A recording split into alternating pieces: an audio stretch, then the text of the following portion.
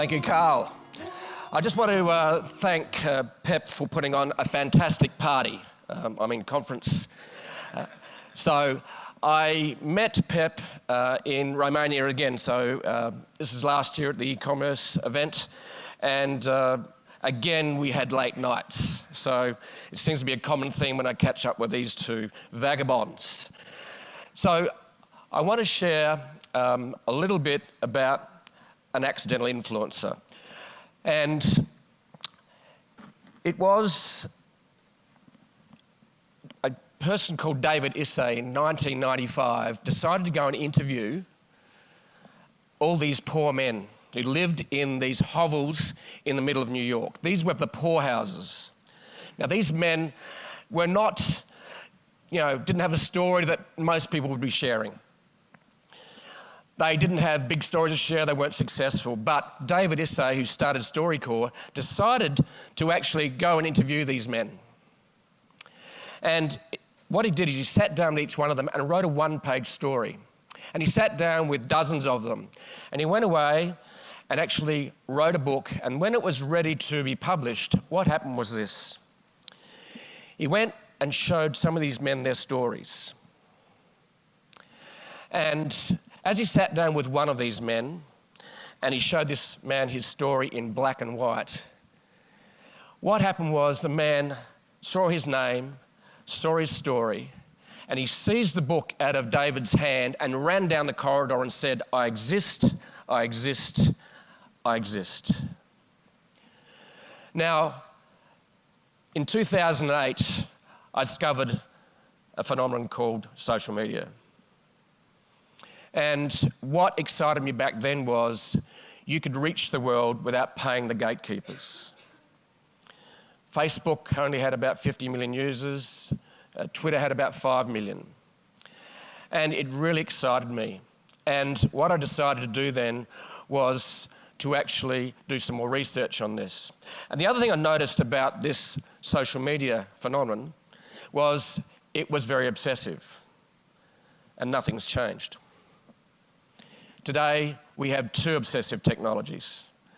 Along with the smartphone and social media, we actually have the perfect storm, and that's why you guys are here.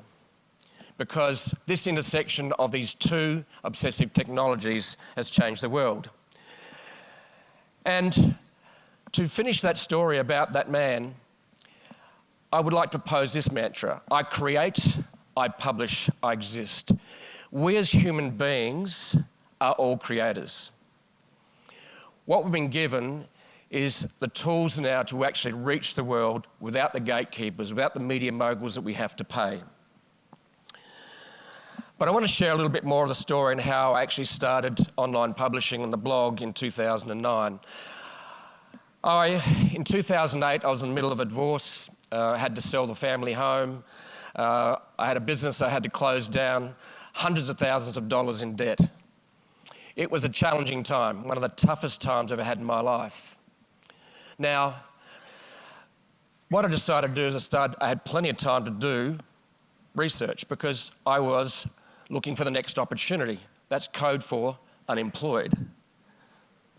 So the reality was I started reading. I read Tim Ferriss's 4-Hour Workweek. Who's read that book? A lot of you. For me, it painted a dream of what a digital life could be.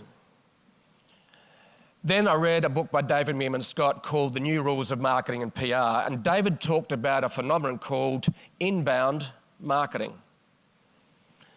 And basically his hypothesis was if you actually write content online and publish it, you'll attract an audience. And as an entrepreneur that grown a business by cold calling, knocking on doors, I'd like that idea of actually creating content and then attracting an audience.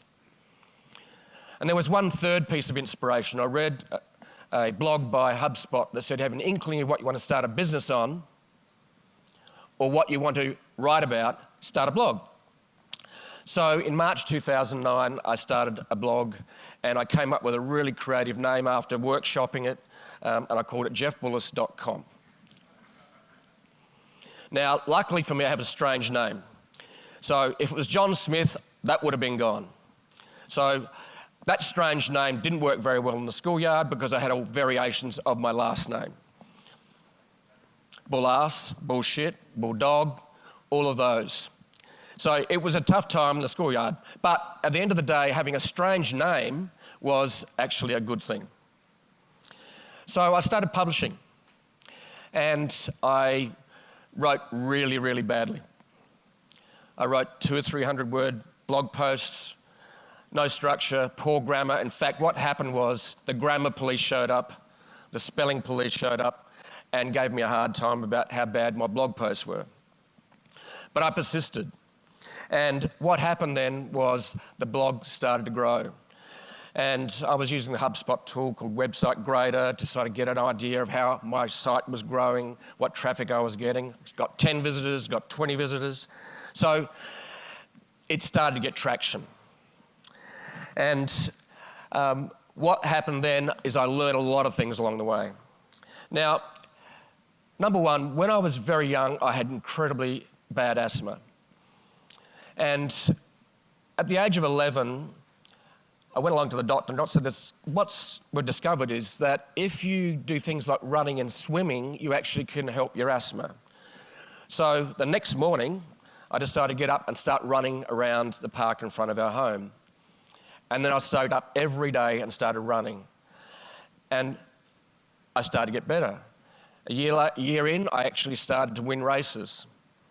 And I actually got so obsessive about running that I would disappear up into the hills around my town in Adelaide in South Australia, and I'd be gone for hours. I was the original Forrest Gump. So I kept running and running, and what I discovered is that if you show up every day and play a long game and persist, then you get results. And I love this quote by Dean Karnazes, which is the extreme runner. Run when you can, walk if you have to, crawl if you must, just never give up. And over the next 4 years, I actually had discovered a day job. For the next 4 years, I got up at 4:30 a.m. and I wrote and hit the publish button on my WordPress blog at 9 a.m. just before the office started. So what I discovered is you've got to play a long game, you've got to persist if you're going to succeed in life. The other thing, especially as maybe one of the older generation in this room, is that the biggest challenge I had was letting go of old ideas. That is the biggest challenge we all have. We get stuck in routines. And I love this quote by John Maynard Keynes: the difficulty lies not so much in developing new ideas as escaping from the old ones. And in a world where we need to be, quietly paranoid as the algorithms keep changing, basically you've got to be letting go of old ideas all the time. Now, this is the thing I did discover. When I started the blog, I just wrote. I didn't worry about algorithms. There were no Google tabs to worry about in the Gmail. But today we're fighting algorithms on almost every level, whether it's Facebook, whether it's Google, whether it's trying to get out of the spam or trash box or the social tag on a Gmail. We are in the middle of a battle of the algorithms.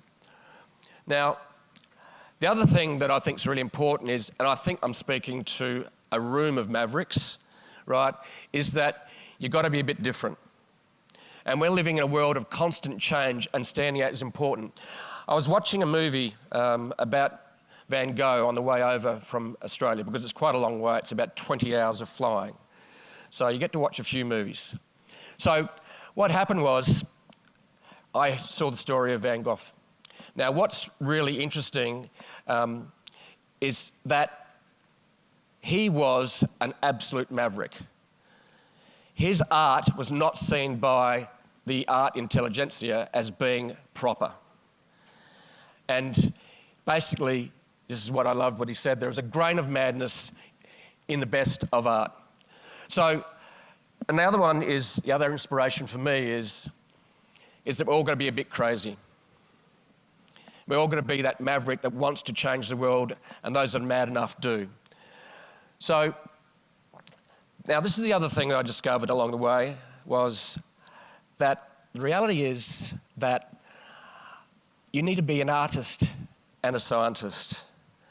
Now, I suck at science, right? So the reality for me is I'm a little better at writing these days, but the science part. So what I do is I've discovered I really need to hire people like you data analytics people in the room, because I need you to actually help me understand and make the sense of the data. So we need the scientists and we need the artists who create. Now, I became an accidental influencer. I never set out to be an influencer. What happened is that just by creating, and this is what I loved about the world we live in today, as I created and shared it with the world showed up and it changed me. So both by the art of creating and sharing it with the world, I was starting to change the world and the world was changing me as I got comments and feedback from the people that were reading. So what is it? Influencer marketing. It's not difficult. Basically, you use an influencer to deliver a marketing message to the audience they've already built up trust and credibility with. And what is, essentially, what is the game changer for all of this? Number one, global reach. And I remember being on Twitter early on, and what was fascinating was initially I started writing the first couple of months, I was writing late at night, and I would be on Twitter, and because Twitter was very much USA-centric at the time, I could watch America and Twitter just start to light up at about midnight. And it was intoxicating to be able to reach the world, whereas before you would have had to pay for advertising or mass media. So for me, this was exciting. On top of that, this is what's happened since then. We now have internet users over 4 billion, heading towards, I suppose, filling that 7.6 number up. There are active social media users of 3.35 billion, and now we have mobile users at over 5 billion. So all these numbers indicate where we've come in the last 10 years. And 10 years ago, basically, there were almost no social media users. So why is influencer marketing working? Number one, 6 in 10 prefer a YouTuber over a mass media personality. Number two, 53% of people from the data say that they've actually been influenced to purchase by an influencer. And basically have a look at the growth in influencer marketing over the last few years. We started in 2016 with 1.6, and today we're heading towards 6.5 billion in 2019. Now, influencer marketing is not that new. This African-American woman, Nancy Green, was hired by 2 doctors in Chicago to actually be the face and influencer for basically a pancake mix. And she was hired to be the influencer for that brand till 1923 when she passed away. So influencers, started way back then. Now Santa Claus, he became the influencer, was rebranded by Coca-Cola. And Coca-Cola got an advertising agency to create a photo and make him look a lot more wholesome than just being a jolly elf. So, and then today, the common image we see about Santa Claus today is very much along the lines of what Coca-Cola created back in the 1930s. Now, the other thing that's happened along the way is that Mark McCormack, back in the 1960s, started the International Management Group, which actually started enabling the mass media sports personalities and influencers to actually start to make an impact. And what they earned back then compared to what Tiger Woods can earn today is basically a huge gulf. But Jack Nicklaus was one of the second hire that Mark McCormack used back in 1960 to actually get influence via sports personalities. And today we have someone who's famous for being famous. So the reality is, it's really getting quite interesting in terms of what's happening in influencer marketing. Now, the Kardashians are really good at creating drama. But where are we also going today? We are seeing virtual influencers. Now, Lil McQuella is a creation by a silicon startup called Brud. 6.5 million has been put into this startup. They have expertise in robotics and AI. And she's not real. But look at the results, 31,778 likes. Brud also created another virtual influencer, and that virtual influencer and this virtual influencer basically had a fight because one virtual influencer hacked the other influencer. So essentially, they were creating drama. And one of the investors in Brud said, essentially what we're doing is nothing different to what the Kardashians do. We're really just creating drama that feeds the general mass population. So this is where influencer marketing is evolving to. I don't know whether this will be a trend or whether it's a fad, but the reality is in the numbers, 1.6 million followers.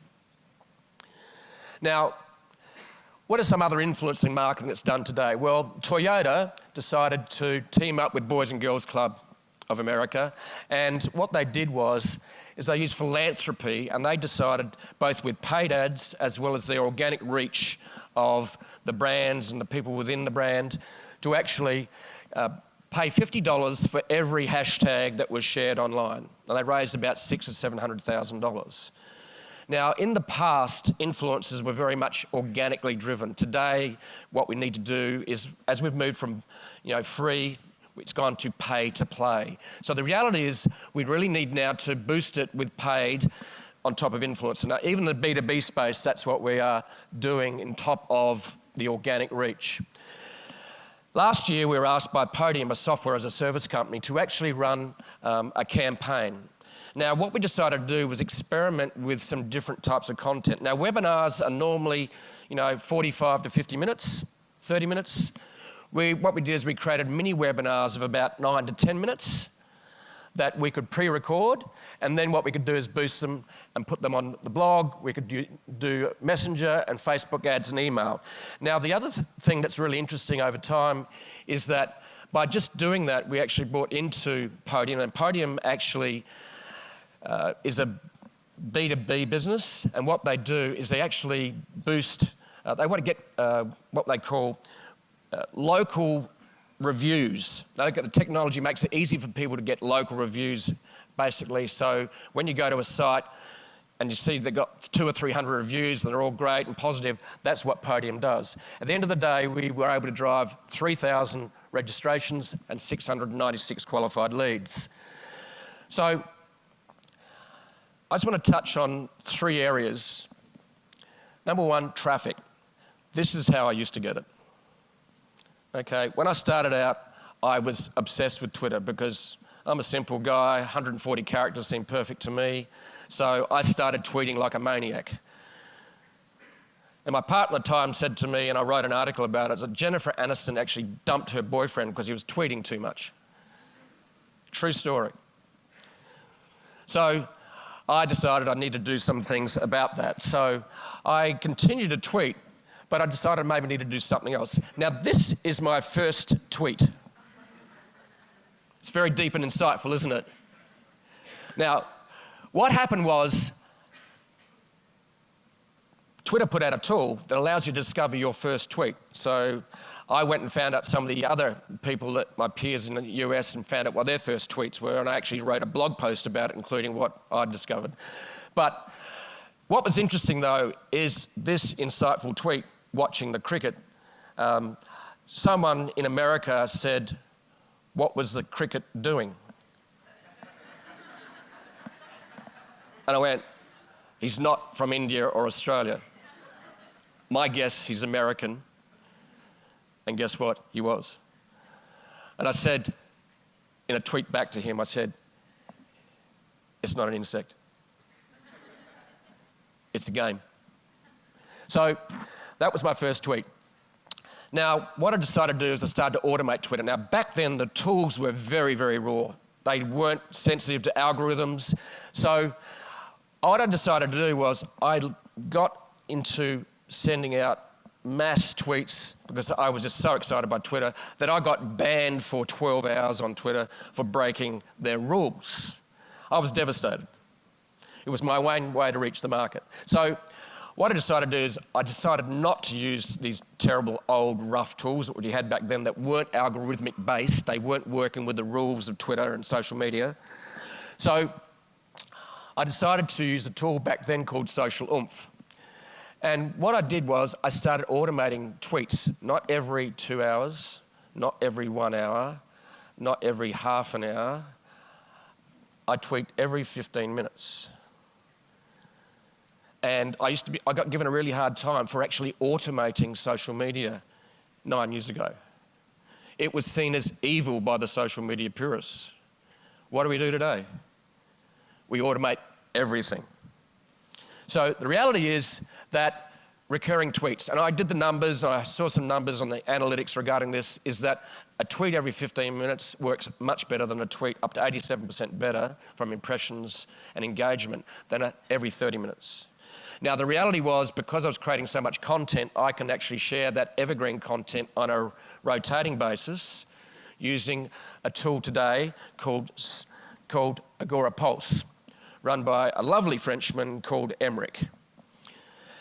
Now, Agora Pulse, I worked with these guys about 2 years ago, and they actually wrote and customized their platform to help me load up a whole database of tweets. So what I can do today is I actually can I don't replicate a tweet from that base for up to 6 days. So in other words, you think about it, Twitter is not an inbox, it's actually a stream. The tweet goes past you. So the reality is you can think about Twitter in a different way to the other platforms. Don't do this on Facebook, don't do this on LinkedIn.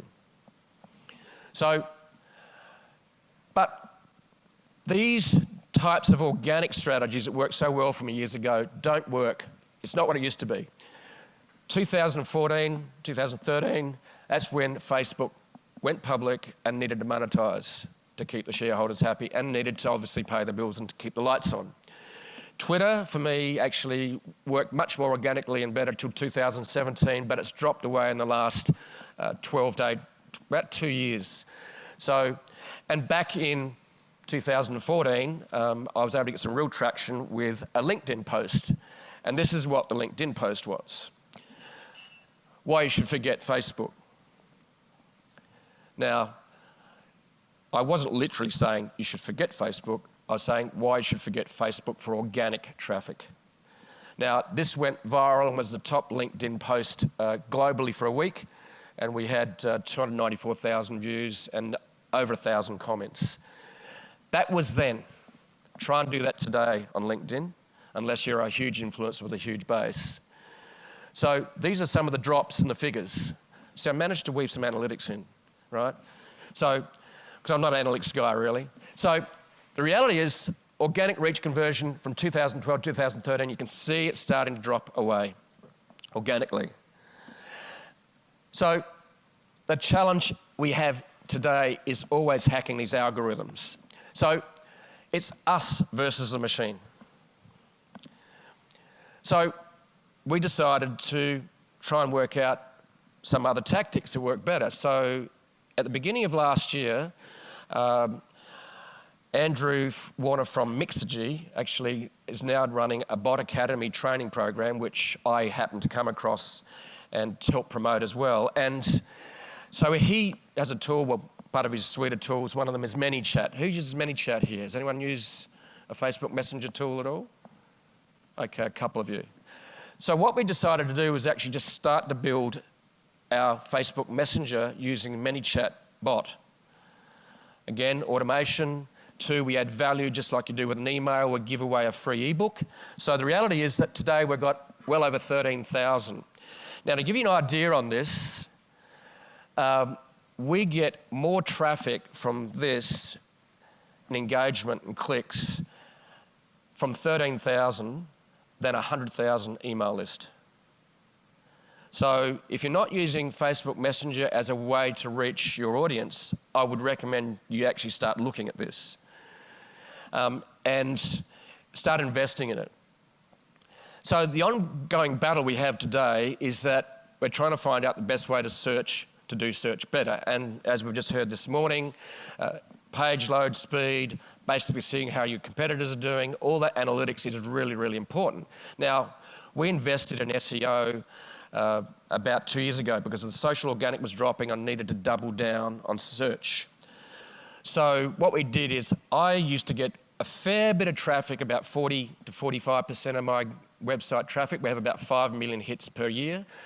What happened was the social was dropping, so we decided to double down on our search engine optimization. And because in the past I got traffic and ranked on Google and other search engines just through blunt force trauma. In other words, just lots of content. What I just needed to do was I needed to be much better technically. And that's when we started doing things like working on our page speed, load times, making sure hierarchical structure was better. And for 6 months, nothing really changed as we invested in that search project. But it started to get traction. We wrote pillar content, 6,000 words. We got our categories sorted. And the team worked on that for me. And today we have over 1.5 million extra visitors a year because we did that project. And it's free. And we all like free, right? So the reality is we had to double down on search. So 2, content.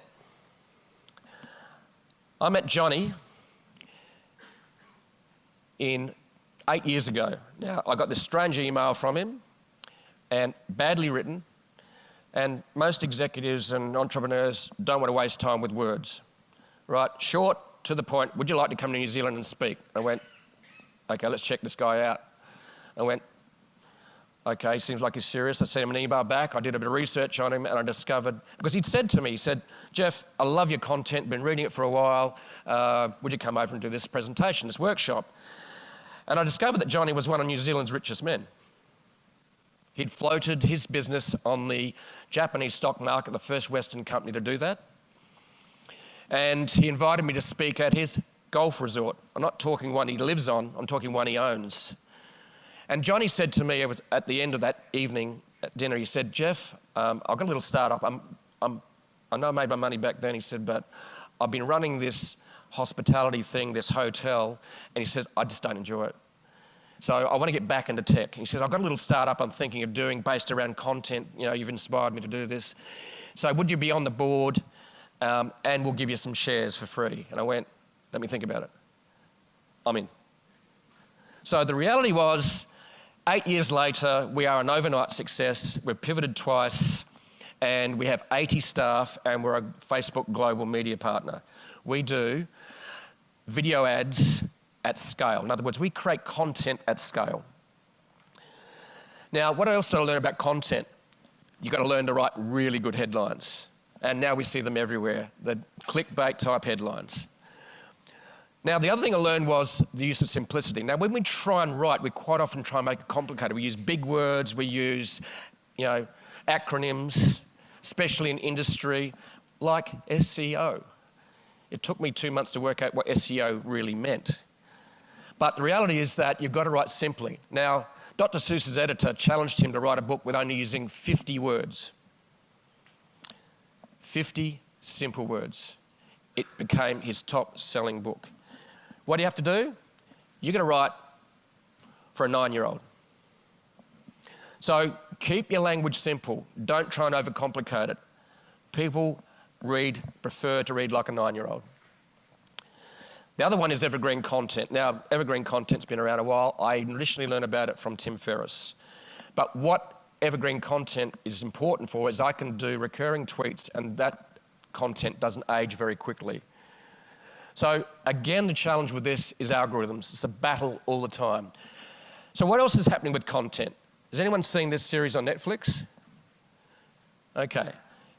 They're using robots and AI, I think, to create it. And number 2, these series are only 9 to 15 minutes long. So Netflix is experimenting with short content. TikTok, who's heard of TikTok here? One of the fastest growing social networks ever. Short content again, Basically, 9 to 15 seconds, it's addictive. Now what's happened is we now have TikTok influencers. This lady here, Lauren Gray, 16, teenager, basically used to lip sync to music. She has 30 million plus followers. We've been experimenting with short content. Basically, the short advertising video content created at scale using technology is what we do at Shuttle Rock. Because basically the biggest challenge with video is actually scaling content creation. So, conversion, last point. We had a little bit of fun over the last few months experimenting with how to grow Facebook likes in the cheapest possible way, because people that like our page are the ones that convert the most and the best when we run a campaign. So we experimented with white backgrounds, black backgrounds, white writing on black backgrounds, and this one is the one that works best. And we've got down the ability to actually generate Facebook likes by paying for it organically, though. They actually have to click on this quote. We got it down to about $0.005 a like, which one, creates social proof, and number two, increases our conversion rate. Now, these are the sort of numbers we get out of Facebook Messenger on some of our, mini campaigns and campaigns. Opened by 83.3%. Try and get that on email. Okay, and click 5.4%. So the challenge for converting traffic into content is the human algorithm. Okay, now, you've got to write for humans. And I want to read this last little email I wrote. I wrote an email which I agonised over, and I wrote as if I was writing to each person individually, and I'll read it out to you. And I got a response back from Bill Dolan, who's known as one of America's top racing gurus, who's now retired. He wrote back to me after I sent him this blast email. He said, "Jeff, talk about coincidences. Once in a blue moon, I fly from Vegas to New York, my home, or LA, just inhale the smell and smack of passion, intelligence, opinions, good conversations. I call that getting my fair share of human thrills. But I'm a Netflix guy, good music, will sit with my better half and have a great conversation without anything being said." This is 400 words. He wrote back to me, I'd sent this out to 100,000 people. "Last night, I lay on my couch, thought all the candidates for the presidency, and holy shit, I don't like any of them. Humour is the ultimate shorthand. Spent 31 years in Manhattan. Every Thursday night, I go to a jazz club and listen to Woody Allen play the clarinet. Spoke with him so many times. Lived in Greenwich Village in an apartment above the village gate with Joey Heatherton, before your time probably, and was Janis Joplin's attorney." True story. "After a 5-night Madison Garden event, Janis came off stage and was crying. I asked why. Jay, why are you crying? She said she just made love to 40,000 people and was going home alone. Suicide 11 days later. I would love to go to this event because I was inviting him to come to an event in Sydney. Thanks for the invite. You are never bothering me. I enjoy your banter." We've got to write and create for humans. And when you do that, you'll be surprised by what you get back. Now, the other thing I've learned is this. We all want blue skies and paradise, but the reality is quite often different. But sometimes we get storms. The reason I started the blog is because I was in the middle of a storm. Now, last year, I had a storm. But the reality is this, and this is the truth, it's a journey. And they're going to have problems, they're going to have crises. It's called the human condition.